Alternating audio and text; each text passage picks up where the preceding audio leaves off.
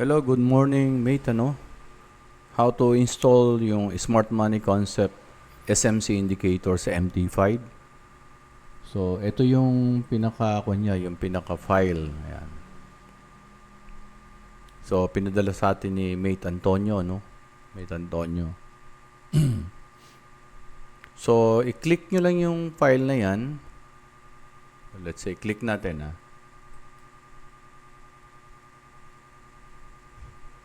So, mariredirect ka dyan sa new tab. Ayan, mapansin mo, naka-zip yan. Ayan. Then, download lang. Download. Sige, try natin i-download. Naka-zip. Ayan. Tapos, pagka-download mo, punta ka na dun sa file mo.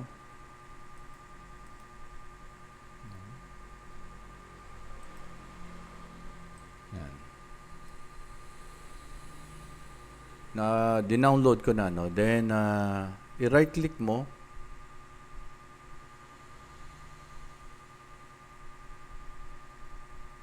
Extract, ayan, extract. So, ayun na siya, mag-a-appear na. Pagka pindutin mo yung i-open mo yung folder, yan. So, makikita mo to, yan. Smart Money Concept, yan.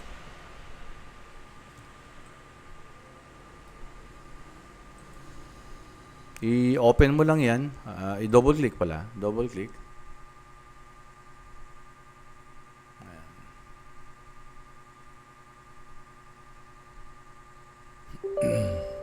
Pag double click mo, ma-download na siya dun sa MT5 mo.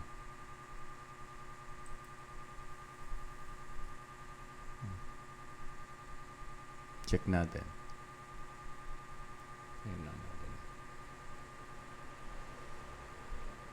Kaya lang ako kasi, instead na sa ATFX ko na ilagay ko dito sa Funded Next. Hindi ko lang alam kung paano, no?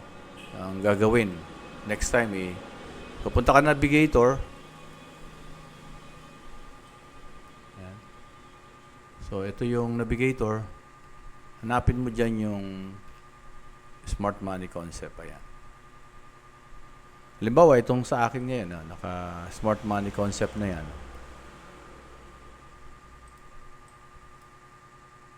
Tatanggalin ko, no? Right click, indicator list. Ayun yung Smart Money Concept Indicator. Tanggalin ko, halimbawa, yan, delete. Yan. So, nawala na siya. Diba wala na? Yan.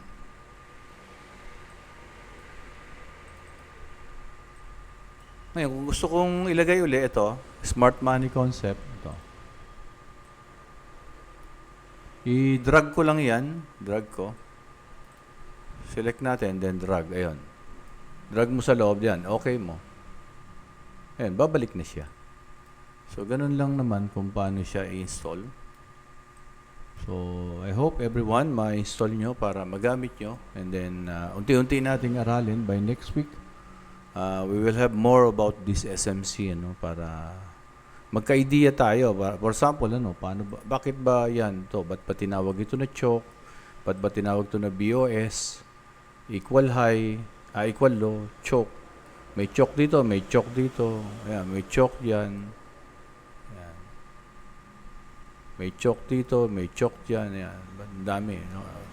Kasi hindi natin naintindihan ito kung paano gamitin ito. For example, ito yung trend.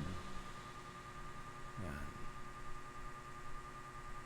From here kasi ito siya. We're thinking that the price will go up. Kaya nga lang, instead na ma-break itong low na to, na-break yan. So, choke. Then, baba uli. Ayan. So, ito ngayon, na-break na structure ito. Ayan. So, ito ngayon yung trend. Kaya lang, dapat sana hindi ito na-break. So, dahil na-break yan, nagkaroon ng choke dito. So, may tinatawag na minor choke at saka may tinatawag na major choke. Ayan, makikita nyo, maliit. Yung name na iba, ito malaki. Then, from there, ayun, dapat sana hindi ma-break ito. Pero dahil na-break ito, ayun. So, makikita mo, nag-change ng character. So, hirap din gamitin ito kung hindi kayo mag-guide kung paano ito i-install, ano. At paano siya i-interpret pala. Okay, thank you.